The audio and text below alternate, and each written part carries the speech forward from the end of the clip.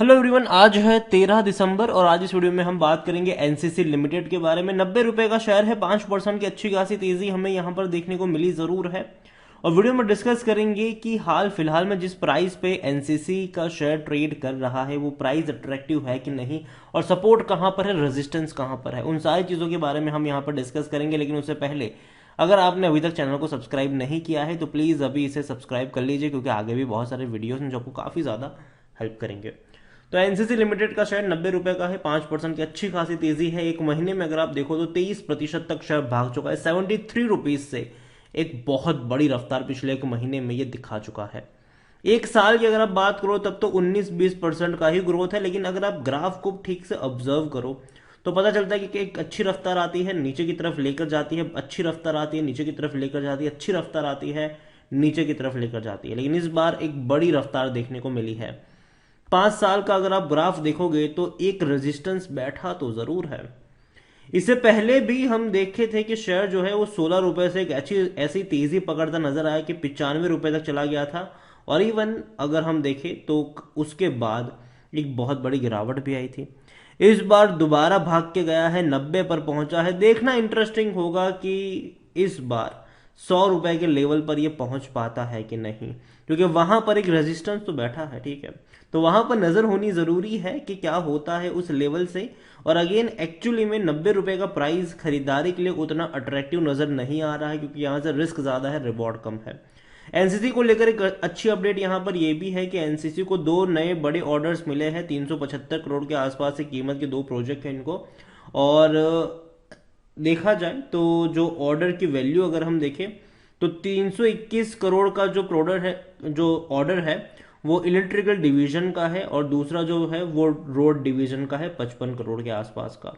और दोनों ही ऑर्डर अगर देखें, these order are receive from state government agencies and does not include any internal orders. तो company ने बताया है, और जाहिर सी बात है कि ऑर्डर साइज अगर देखा जाए तो उतनी खराब नहीं है, अच्छी साइज के ऑर्डर्स जरूर कह सकते हो आप इसको। एनसीसी मिड कैप कंपनी है और 5,500 करोड़ के आसपास का इसका मार्केट कैप है। वॉल्यूम्स अगर हम देखें तो 2.5 करोड़ के वॉल्यूम्स देखने को मिले, मतलब बड़ी क्वांटिटी में शेयर ट्रेड जरूर हो रहे हैं। इतना ही नहीं, कंपनी के रेवेन्यू भी अच्छे हैं, कंपनी के प्रॉफिट्स भी अच्छे हैं। कंपनी का रेवेन्यू 3,375 करोड़ के आसपास का रहा, जो पिछले क्वार्टर में 3,321 करोड़ का था। मतलब 2%, 1.5% का थोड़ा सा ही सही, लेकिन जंप जरूर है। और प्रॉफिट में 131 करोड़ का प्रॉफिट रहा, जो इससे पहले के क्वार्टर में 130 करोड़ हुआ करता था। मतलब कि 1% का ही सही, लेकिन थोड़ा सा जंप जरूर है। कंपनी के प्रॉफिट रेवेन्यू दोनों ही देखने में अच्छे लग रहे हैं। और दूसरे ओर अगर हम देखें तो 21.99% की जो होल्डिंग है वो प्रमोटर के पास है, और शेयर होल्डिंग के बारे में वीडियो में हम आगे बात करेंगे। उससे पहले एनसीसी को लेकर देखा जाए तो भैया नवंबर महीने में आईसीआईसीआई डायरेक्ट का टारगेट था 90 रुपए का, और बाइंग की रिकमेंडेशन थी। ठीक है, अगेन मैं कह दूं ये जो टारगेट्स होते हैं वो एक साल के होते हैं, तो इसने भैया बहुत ही एक महीने में ही इसने अचीव कर लिया, अच्छी बात है। दूसरी ओर यस सिक्योरिटीज का 100 रुपए का टारगेट है, और खरीदारी की रिकमेंडेशन जरूर है। और according to Moneycontrol user 9% लोग कह रहे हैं कि बेचो, बाकी हर कोई कह रहा है खरीदो, खरीदारी करी है तो बने रहो। कंपनी को लेकर अगर हम देखें तो सबसे पहले इनके डिविडेंड पर ही बात करेंगे। तो 2 रुपए का इसने डिविडेंड पे किया इस बार, जो कि अब तक का मतलब पिछले कुछ सालों का सबसे हाईएस्ट डिविडेंड है। क्योंकि इससे पहले 2021 में 80 पैसे का था, 2020 में से 20 पैसे का था, 19 में भी 1.5 रुपए का ही था, 18 में भी 1 रुपए का ही था। मतलब इस बार 5 सालों के मुकाबले सबसे ज्यादा जो डिविडेंड है वो इस साल पे किया है एनसीसी लिमिटेड ने। कंपनी के रेवेन्यू एक अच्छी तेजी से बढ़े जरूर थे, लेकिन 2019 के बाद 20 और 21 में रेवेन्यू में गिरावट आई। और अभी 22 में अगर हम देखें तो 11,135 करोड़ के आसपास का रेवेन्यू जरूर रहा है, लेकिन 23 में ये बढ़ सकते हैं, क्योंकि दोनों ही क्वार्टर में 3,300 करोड़ के आसपास के रेवेन्यू रहे। मतलब कुल मिलाकर दो ही क्वार्टर में 6,600 करोड़ के आसपास के रेवेन्यू है। मतलब कि एक्सपेक्ट हम कर सकते हैं कि 13,000 करोड़ तक के रेवेन्यू जो है वो ये कंपनी आने वाले फाइनेंशियल 2023 में टोटल दिखा सकती है।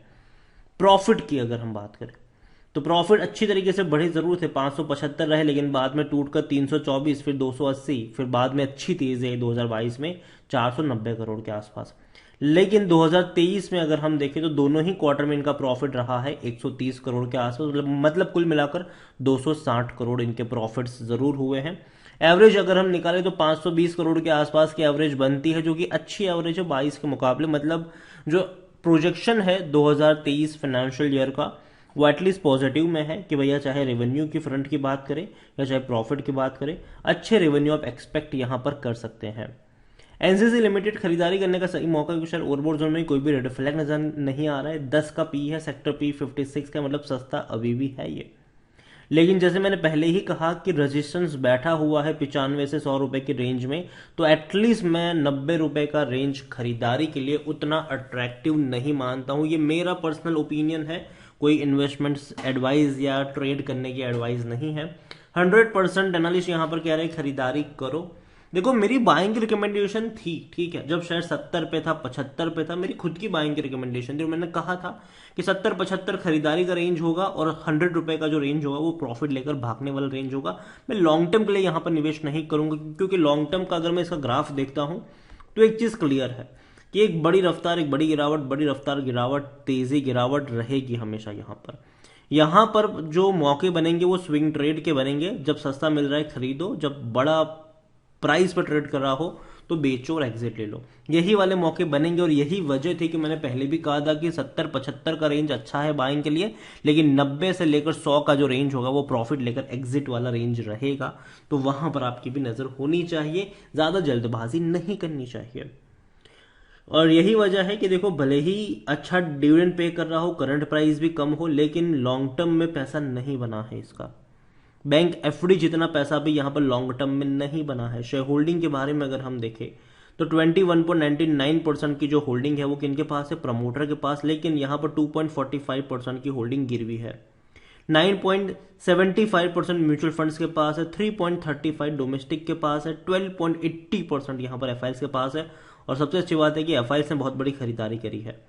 एफआईएस की पहले 9.66% की जो होल्डिंग थी वो बढ़ के 12.80 पर आ चुकी है। डोमेस्टिक के पास पहले ज्यादा होल्डिंग नहीं थी, 0.02% की ही थी। बहुत बड़ी होल्डिंग डोमेस्टिक ने खरीदी, 3.35 पे आ गई। म्यूचुअल फंड ने हालांकि बिकवाली करी, 11.15% की होल्डिंग जो थी वो घट के 9.75 पर आई। लेकिन जितना म्यूचुअल फंड ने जो बेचा है उससे कई ज्यादा बड़ा खरीदा है डोमेस्टिक ने और एफआईएस ने। लेकिन एक नेगेटिव पॉइंट ये भी है कि जुलाई क्वार्टर तक प्रमोटर की होल्डिंग 21.99% थी, लेकिन प्रमोटर का एक भी शेयर गिरवी नहीं था। लेकिन सितंबर में प्रमोटर की 2.45% की बहुत बड़ी होल्डिंग आ गई गिरवी। यहां पर जो बड़ी बिकवाली करी है वो रिटेल ने करी है। यहां पर 27.81% की जो होल्डिंग थी रिटेल इन्वेस्टर्स की वो घट के 25.27 पर आ चुकी है। मतलब हाँ, रिटेल इन्वेस्टर्स ने बिकवाली करी है, म्यूचुअल फंड्स ने बिकवाली करी है, लेकिन दूसरी ओर डोमेस्टिक ने और एफआईएस ने बहुत बड़ी खरीदारी भी करी हुई है।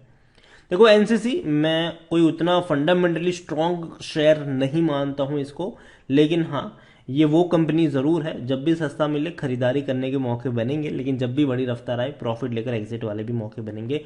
वीडियो को यहीं पे एंड करूंगा। पसंद आया हो तो लाइक करो, शेयर करो। चैनल अगर पहली बार आए तो प्लीज सब्सक्राइब करो। एनसीसी लिमिटेड के बारे में क्या सोचते हैं वो भी आप मुझे कमेंट में लिख के बता सकते हैं। Thank you.